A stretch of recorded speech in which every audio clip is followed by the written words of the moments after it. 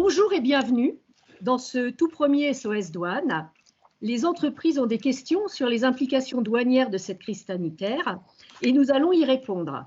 Avec moi aujourd'hui, Emmanuel Gidouin, chargé de mission Action économique et entreprise de la sous-direction commerce international de la DGDDI, Bruno Beauvillier, directeur de la conformité du groupe Géodis, Stanislas Roquebert, avocat à la Cour, associé chez Lighthouse et l'HLF. Tout le monde est OK? La marchandise Covid-19 est arrivée en France. Quid du dispatching dans l'UE et à l'exportation? Donc, y a-t-il une libre circulation des marchandises Covid entre les États membres, Bruno? Aujourd'hui, la règle de la libre circulation des marchandises au sein de l'Union européenne n'a pas été remise en cause et est toujours en vigueur. En conséquence, une fois que la marchandise a été importée sur le territoire national dans l'État membre, cette marchandise peut circuler librement et faire l'objet d'une livraison intracommunautaire ou une expédition intracommunautaire vers un autre État membre. La seule particularité qu'on pourrait mentionner, la France a émis un décret 2023-293 du 23 mars qui précise que lors d'importation, il peut y avoir réquisition si les quantités importées par l'importateur dépassent 5 millions de masques sur un trimestre glissant. Si tel était le cas, l'opérateur doit en aviser l'État pour pouvoir leur laisser le temps de décider s'ils procèdent à la réquisition ou pas. Mais concernant la libre circulation, elle est réelle et active et toujours en vigueur. Je peux me permettre, Bruno, la Commission a clairement publié des textes en ce sens, en demandant même aux États membres de favoriser le transport, notamment le transport des équipements de protection, enfin, des masques, etc., et de favoriser ces transports-là prioritairement sur d'autres, et notamment le transport des personnes. Donc c'est clairement un objectif de maintenir la libre circulation. Si je peux donner juste un exemple concernant Géodis, pour nos salariés, nous avons procédé à ce type de livraison intracommunautaire pour aller livrer nos filiales en Europe.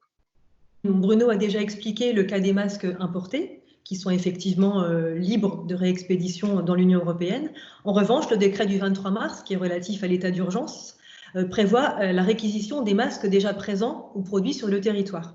Mais cette mesure nationale doit être compatible avec la circulation libre dans l'Union européenne, dont parlait Stanislas tout à l'heure.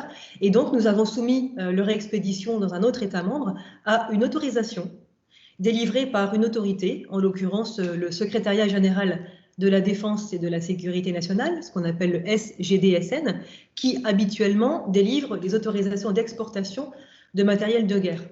Alors pourquoi cette autorité? C'est un choix qui s'est fait en opportunité, tout simplement. Pour pouvoir faire circuler ces marchandises, quels sont les documents à mettre à l'appui de ces livraisons? Dans le cadre des livraisons intracommunautaires, la liasse documentaire est relativement simple. C'est une facture commerciale, un packing list ou un colisage, le document de transport. La partie réglementaire importante à ne pas oublier dans l'intracommunautaire, c'est que certes, la libre circulation des marchandises est réelle au sein de l'Union européenne entre États membres, mais il ne faut pas oublier l'obligation déclarative qui est la déclaration d'échange de biens et qui pourrait être obligatoire dans le cadre des relivraisons de marchandises à destination d'États membres. Et je pense qu'il est conseillé aussi de prévoir de conserver l'alias des normes sur ces produits, même si elles n'accompagnent pas la marchandise. Oui, je te le confirme. Ça pourrait être demandé par les autorités du marché de destination dans le cadre d'un contrôle des produits sur le marché local. Bon, très bien pour cette partie intracommunautaire. Maintenant, passons à la partie exportation. Donc, une entreprise qui souhaite exporter des équipements sanitaires de lutte contre le Covid-19, est-ce qu'il y a une réglementation particulière sur ces produits? Et on entend parler souvent vis-à-vis de ces exportations d'un service qui s'appelle le SBDU. Qu'est-ce que c'est et qu'est-ce qu'il faut faire? Donc, Bruno. Ouais. Oui, dans le flux de marchandises à l'exportation, il y a toujours possibilité d'exporter des produits.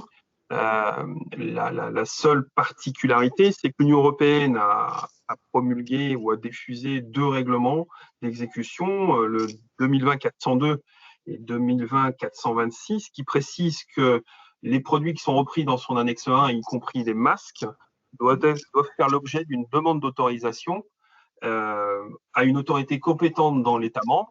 Et pour la France, effectivement, c'est le SBDU, qui dépend de la Direction générale des entreprises, dont l'acronyme veut dire Service des biens à double usage. La réglementation européenne indique que les autorisations seraient obligatoires jusqu'au 25 avril 2020.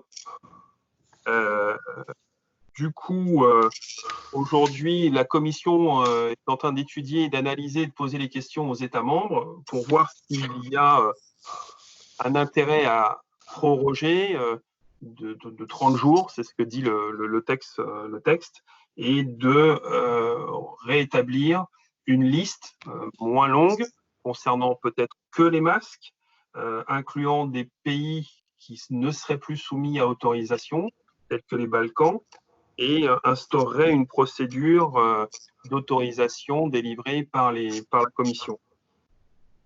Ça n'a pas été encore statué. Ça a fait l'objet d'une communication de presse de la Commission, mais on peut s'attendre à ce que dans les jours qui viennent, une nouvelle réglementation arrive sur ce sujet. Donc, le lien entre la douane et le SBDU, Emmanuel ?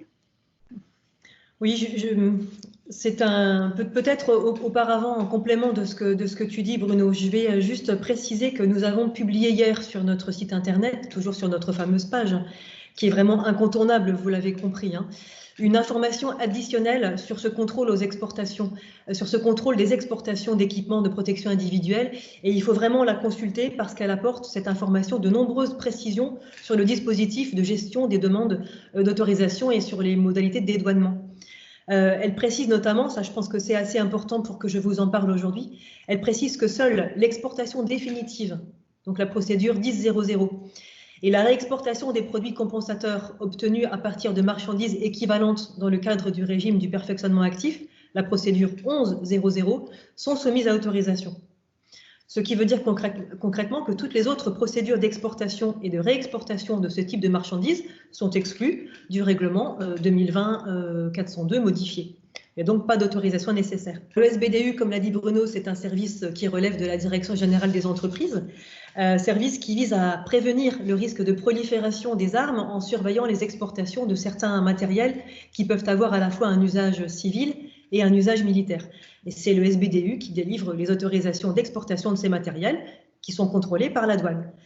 Pour les EPI, nous ne sommes pas dans le domaine des biens à double usage. Le choix du SBDU pour délivrer les autorisations d'exportation de certains EPI a été fait par opportunité, tout simplement. Et les autorisations sont dématérialisées. Donc, quels sont les documents à fournir à l'exportation de produits Covid-19 lorsqu'ils sont exportés donc, dans un pays tiers ? La logique reste toujours à peu près la même en termes administratifs et documentaires. À l'exportation, l'alias documentaire sera toujours composé d'une facture commerciale avec des éléments réglementaires à préciser. On peut les nommer comme l'incoterm, le prix, la devise, la nature du produit. La particularité, c'est que cette facture va être hors taxe puisque la marchandise ne sera pas versée sur le marché national et partira à l'exportation. Cette facture sera accompagnée vraisemblablement d'une packing list, d'un document de transport, peut-être aussi d'un document d'origine si on va sur un pays, comme le disait tout à l'heure Emmanuel, ayant des accords bilatéraux et préférentiels sur l'origine préférentielle. Et bien évidemment, si le produit est soumis à autorisation du SBDU, eh bien, présenter l'autorisation qui aura été délivrée. Toujours dans la relation avec le RDE, qui pourra vous accompagner dans ces démarches d'exportation. Comme le disait Stanislas, l'important aussi est de pouvoir organiser correctement la transmission des informations dont les opérateurs sont souvent les propriétaires, puisque c'est eux qui négocient les tarifs, qui choisissent les produits. Et donc, dans la relation avec le représentant, devra pouvoir être en mesure de signer un mandat de représentation et d'accompagner sa demande de prestation par une lettre d'instruction précisant les éléments essentiels à déclarer. Donc, quid de l'archivage de tous ces documents, Stanislas? Simplement sur l'archivage, au-delà de la nature des documents, effectivement, le délai de prescription ou le délai de reprise de l'administration étant de 5 ans, à minima, archiver les documents pendant 5 ans. La recommandation, c'est plutôt 10 ans, puisqu'un contrôle douanier peut potentiellement être long. Il y a également d'autres réglementations qui s'appliquent, donc l'idéal étant d'archiver 10 ans. Et j'insiste sur un point spécifique qu'a évoqué Bruno, dans le cas de vente à l'exportation hors taxe, évidemment. Ce que peut être amené à vérifier l'administration fiscale ou douanière, du reste, ça peut être la justification de la vente hors taxe. Le justificatif de la vente hors taxe, c'est la déclaration d'exportation. Alors en mode ECS sortie évidemment, mais donc ce document-là, pensez bien à le conserver parce que des contrôles pourront arriver quand bien même on est en période de crise sanitaire. Oui, c'est bien de le rappeler. Emmanuel, tu as des compléments là-dessus? Non, ce qui est certain, c'est que les documents doivent être présentés en cas de contrôle des autorités douanières ou en cas de demande de justification d'autres États.